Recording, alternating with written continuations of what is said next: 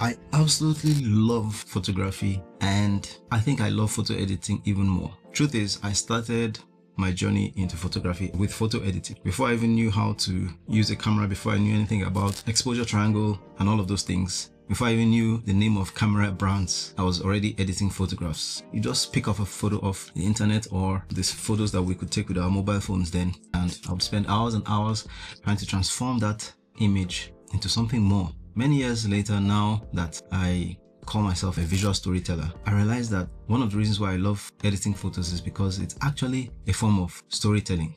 Now, we all know that a photograph is worth 1,000 words. One photo can tell so many stories, but photo editing is like shaping the story that the image is trying to say. And I'm going to demonstrate that in this video. But I want to quickly talk about 3 editing workflows that actually help your images to tell a better story. And there are 3 things I'm going to talk about, and I'll try to demonstrate them on screen using the all-new Affinity software, which has become my favorite software ever since they released a new version, even though I've been using Affinity Publisher, Designer, and Affinity Photo for years now. So let's talk about it. The great Ansel Adams once said that you don't take a photograph, you make a photograph. And in today's digital dark room, if I would use that word, photo editing is where the making actually happens. Photo editing is the craft of transforming a raw photo into a narrative that your audience can connect to. So the first photo editing technique that can help you to tell better stories with your images is color grading. Color grading has become a very popular topic in the past few years because there's something special about it, right? If you take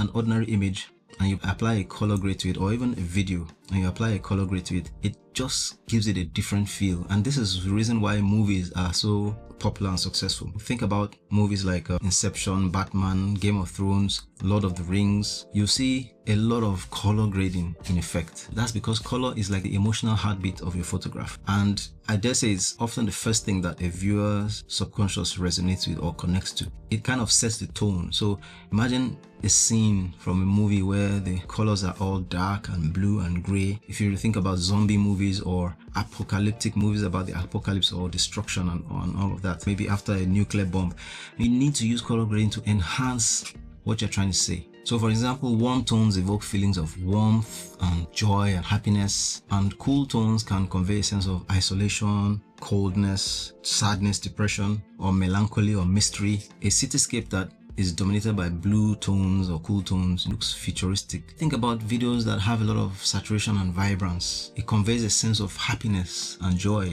and emotion. Happy, positive emotions, right? When everything is bright and colorful. And this is why children's movies and animations are usually very bright and colorful. The colors are rich. The second technique to make your photos tell stories is light and shadow. And in editing, you can achieve this through different ways to dodge and burn. So dodging and burning is a way of controlling the amount of light in a particular area of the image or the amount of exposure or brightness, and using it to guide the viewer's eye to the point of focus. And I'm going to show you how to use light and shadow, dark and light tones, to guide the viewer's eye to a particular thing. If you're a photographer out there, I always say in my videos I have an approach to taking photos, and which is that every photo you take should have a central character. Approach photography like you're approaching a movie. In a movie, in a scene, there's always a character on the scene. There's always a point of focus on every frame. It might be the main character of the story, it might be a particular thing happening. So in photography too, there has to be something that you want your viewer's eye to see first or last, and you have to learn how to use light and shadow to guide your viewer's eye to that thing. The last one is cropping and composition, which is framing the narrative. Cropping and composition is probably one of my favorite things to do when I'm editing. It's usually the first thing I do. It's so exciting to see how a photo can transform when you change the crop, change the angle, tilt and straighten it. This is something that I see lacking in a lot of photographers' work. Maybe you go to capture an event, and throughout the event, the camera is tilted at an odd angle and all the lines are just out of place. There are no straight lines in the background or horizons. And even if you're going to tilt the photo, maybe to create some dynamism, there's a way to do it that is artistic. There's a way that adds more strength to the photo, but a lot of people just neglect it. And it's crazy, even on some professional advertisements or professional sites, I see some of these things and it just rubs me the wrong way. So I'll show you what I mean by doing quick corrections in cropping and framing. What you're doing is that you are controlling what is in the frame. which is framing, and controlling what is in the composition, choosing what is there and what should be there, what should be cropped out, what should be left in. These are 3 ways that you can actually help your photographs to tell better stories, and 3 ways that you as a photographer can become a better storyteller. Color grading, controlling light and shadows in post, and cropping and composition. These 3 things. So let's dive into Affinity, and I'm going to play around with a couple of images, and I'll talk you through the editing process and how I'm doing it. So stick around to the end of the video, make sure you watch, and I'm really interested in listening to your comments. And I think I'm going to keep talking about this because there's so much to say about how you can really tell good stories with your photographs. Let's get into the video. All right, so let's go straight into Affinity, and I'll just click record on my screen, and let us open. Let's go to the pixel environment, Pixel Studio, for correcting and enhancing images, digital art and painting, blah blah blah.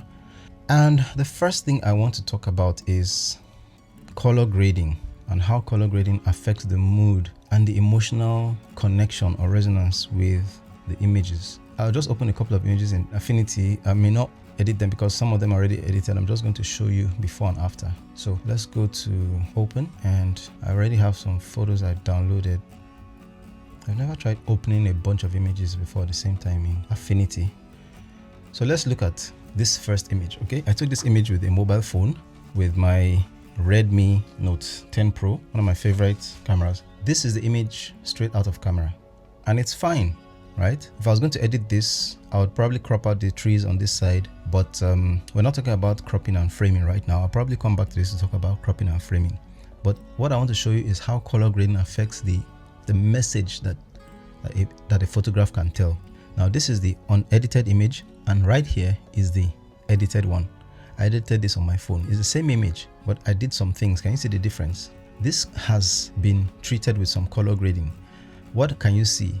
The colors, all the yellows and greens here, have been graded to give a kind of burnt orange, brownish tone. And what does this tell you? This speaks to me of dryness. It speaks to me of heat. The burnt tones speak to me of heat and dryness, which is the story that this image can tell. It can tell a story of a landscape that is burnt and dry and hot. And even the tree that has no leaves on it adds to that. So you can use this image if you're talking about dryness, drought, and maybe a lack of rainfall or a desert. This is just one way that you can use colors to enhance the story that a photo can tell. So instead of just leaving the image like this, which also speaks of dryness because you can see the sand, but it doesn't pop. But with this color grading, it pops. So that's one example. Now this is another example. This is the original image. This is me and a bunch of friends cycling in Abuja, Nigeria. Pretty cool image on its own. But then I thought about changing the color grade, and I came up with this color grade. What do you see? In this color grade, what I've done is to eliminate all but 3 colors, or 2, if it depends on whether you want to call black a color in this instance. But here we have just teal and orange that are the prominent colors. All the reds have been graded to become orange-like, because if you look at the original image, most of it is red, but it has been graded to look orange. And then we have the teals. Now this suggests something dark, smoky, gritty, and hard. So what I was trying to depict is like the hardness of this photo, the toughness, the grit and the grind of mountain biking, off-road cycling in Abuja, as against using like warm, colorful, cartoony, popping colors. This is all dark and mysterious. I was trying to add some air of mystery to the photo, and that's why I color graded it this way. Probably one other example. Yes, this is another example. So me and my cycling crew took a break to take photos along the road. Regular picture, nice photo, nice way everybody's posing and looking towards the right. But then I graded it with the similar grade that I used for the other picture I just spoke about, to give it a kind of more gritty, hard, tough feel, like a mysterious feel. So there are more dark tones in it, there are more blue, cool tones in it, and the only colors that are popping are the orange colors. So that's one way to use color grading to enhance your stories that your photos can tell. This is another example. The last example on color grading is that this is like just a regular image I took with my phone. But when you color grade it, what happens? The character pops out. The roughness of the terrain pops out because of the colors. It just adds more character to the photo as against this. So that's one way you can use color grading to tell better stories on your images. Now the second point I made was light and shadow, using dodge and burning techniques to guide viewers to the main thing that you want people to see. So let me attempt this one. I want to make this rock, this is Zuma Rock in Abuja, which is covered by mist and clouds. I want to make it the focal point of this picture. I want everybody's eye to look. Already, it's imposing enough for people's eyes to look, but I want to make it even more so. And the way to do that is to reduce the amount of light, because light is really what tells the story in a photo. I want to reduce the amount of light around this image. Create a new pixel layer, call it dodge and burn. And then I pick the brush and change it to overlay.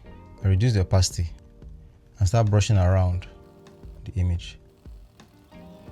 If I toggle this eye icon, you see the before and after. So you see what I'm doing is I'm darkening all these areas because I want the main focus to be on the rock, the Zuma rock right there in the center of the background.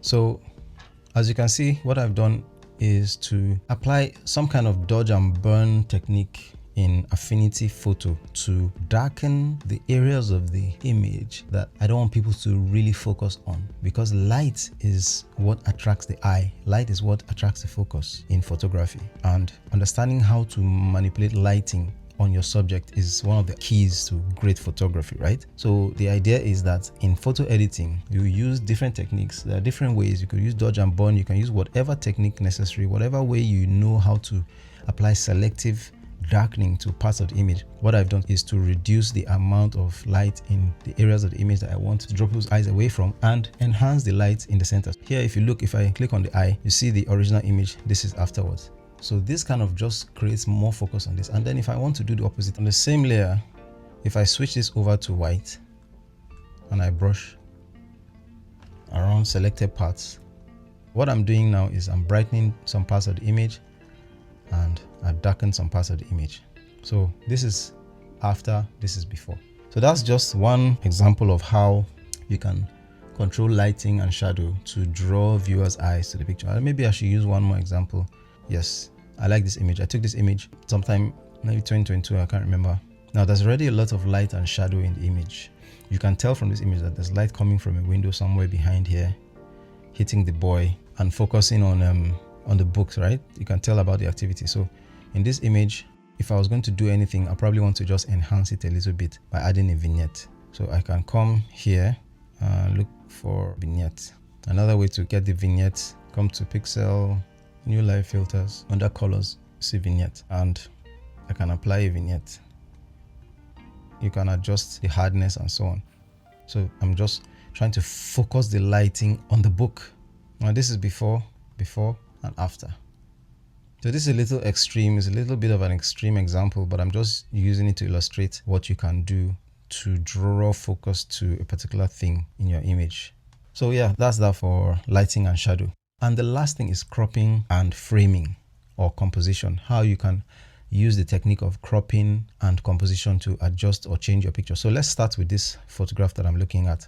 This is something that, like I said, I usually like to do is when I first start to edit images, I just think about cropping to enhance the focus. In this image, there are a lot of distracting elements, right? There's this piece of dirt on the floor. There's this lower end of a stool or a table. They're not adding anything to the story, really. Whatever they're adding is not significant. So one way to enhance this image is to crop it. So this is a simple crop, and this even helps you to apply the rule of thirds, because right now you're making the book the focus of the image. And remember, in the rule of thirds, you should place your subject of focus along the lines of the rule of thirds. So this is a much better way to frame this photograph. And here you have it. This is a cleaner image. It obeys the rule of thirds. There's light and shadow telling the story. So this is a story of a boy in the school reading. Very simple story. It's just gives a more refined story when you're able to crop it this way. Let's quickly look at another example.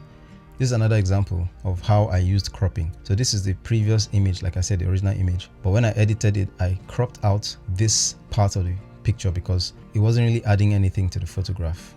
And so by cropping it, we have a more cleaner image.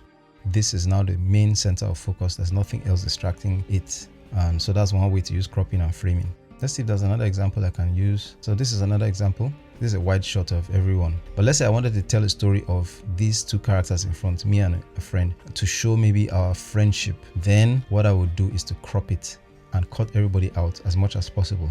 and leave just the two of us in the center of the frame. So now this tells a different story. This is telling a story of friendship. This is like these two guys are friends, and I could easily send this image to him and say, hey buddy, this is a nice picture of both of us, as against sending a wide image that has everybody in it. That's another way you can use cropping to tell the story. We've already talked about this image, and I think I'll probably pick one more. I don't want this video to be too long, but the other thing I want to show is how you can use cropping and framing to adjust. So if you look, this image is nice. I took this image with my mobile phone, but there's a problem. This is really what irks me about this photo, which is that the horizon is slanting. It's not so balanced. It could be better. I mean, it's fine as it is, but it could be much better if I'm able to adjust this. So how do I do this? I could still use the crop tool to crop it in a bit and then turn it so that the horizon is level, and there you go. So now the horizon is straighter. It's a more balanced image. So that's just a simple example of how you can tell better stories with your editing software. And in this case, we're using Affinity. So let me just keep the video short and stop there. There's still several more videos where I'm going to talk at length on this. I'm probably going to do a video strictly on cropping and framing, just to improve the quality of your image or to improve the storytelling of your images. That's it for this video. I hope you learned something, and I hope I've been able to convince you that the difference between an ordinary photographer and a photographer who knows how to tell stories is sometimes your editing skills. And if you really want to be a better storyteller as a photographer, you should spend some time learning how to edit. And I've shared 3 simple techniques with you: color grading, working with light and shadows, learning techniques like dodging and burning, brightness and contrast, and lastly, cropping and framing, learning how to straighten horizons, crop things out, crop things in, and all of those things. They help you tell better stories with your images. If you like the video, please drop a like, make sure you subscribe and share with someone else out there. This is another video in my photo editing series. I started by talking about Affinity, and this video I did most of the editing within the Affinity program. Let me know if you like it. See you in the next video.